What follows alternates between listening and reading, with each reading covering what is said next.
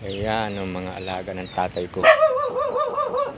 May baboy, may manok. Ayan. Ayan yung kanyang tanim na pinya. Saka isang baboy. Nandito tayo ngayon sa kanila kasi susundin namin. Kasi mangunguha ko kami. Ayan yung kanyang tanim na pinya. Ayan yung tatay ko. Ayan. Papakain ng baboy.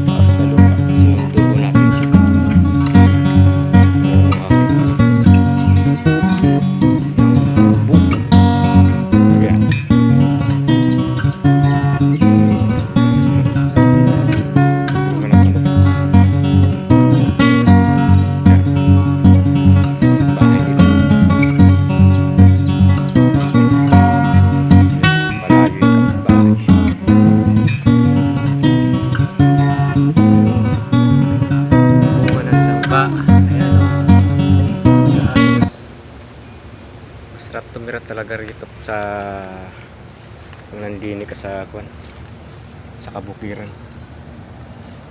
Yung pangunga namin ng buko.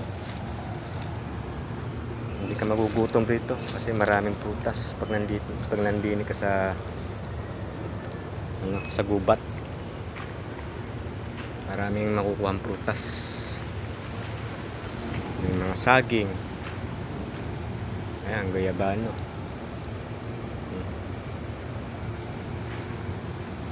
Ayan ang paligid, oh. Masukal. Napagkasukal.